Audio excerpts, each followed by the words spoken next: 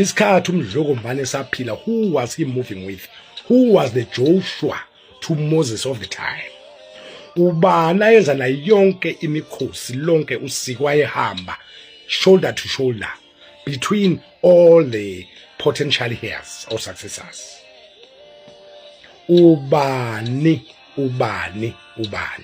iqiniso lelo babe kuphi abanye sase sibekelwa inkosi. Let me tell you, a decision by the royal household was undermined by uPrince Mangosuthu Buthelezi.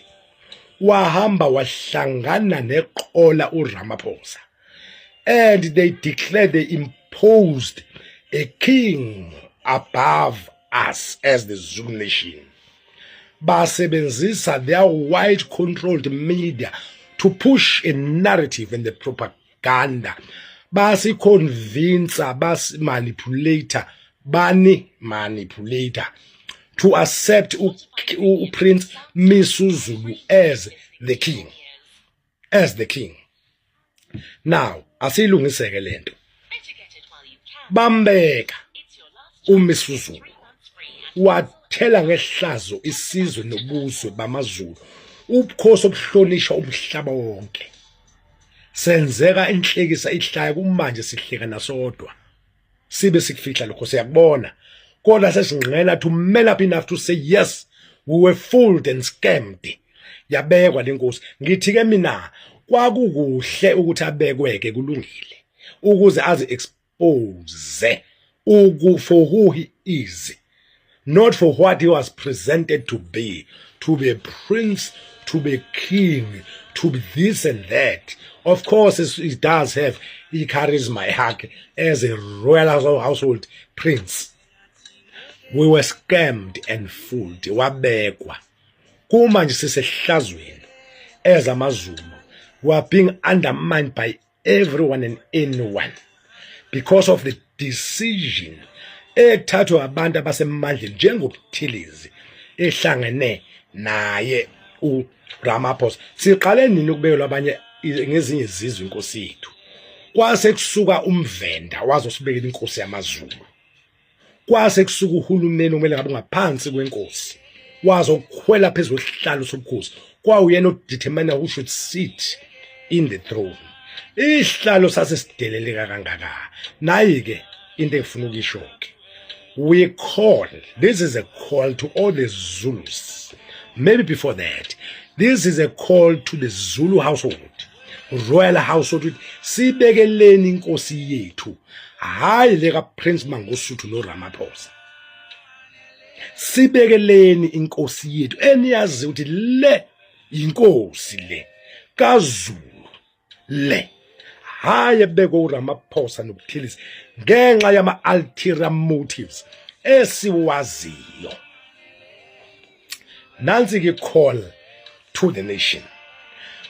It's a call to action by all the Zulus to stand up and defend the throne. Join the new revolution of all the Zulus who hear the music, while those who can't hear the music thought those who dance are insane.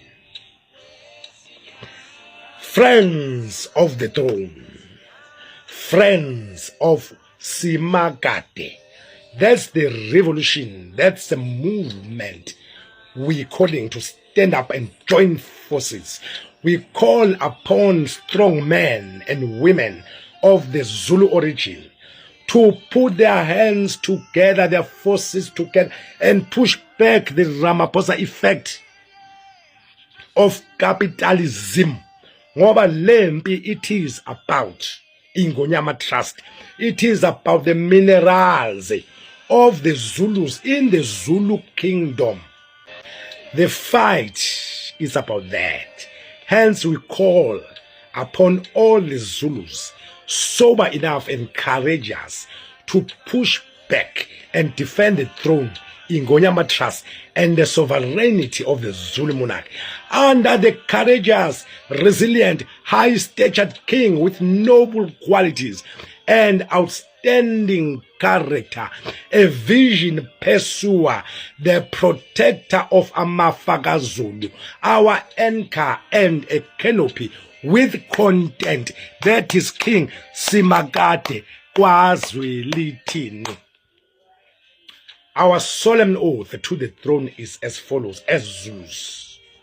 We as a Zulu nation maintains in the strongest terms our claim that we will use all means in our power to ensure the triumph of the right of His Majesty Simakade KwaZulu-Natal to preside over the Zulu monarch, and we pronounce an undertaking for absolute respect for the throne of the Zulu monarch till eternity. Sithi njengamaZulu kaMageba, simi nawe Simakade, simi nawe phakade till iphakade, we Simakade. Join ye friends of the throne movement. Join ye friends of King Simakade.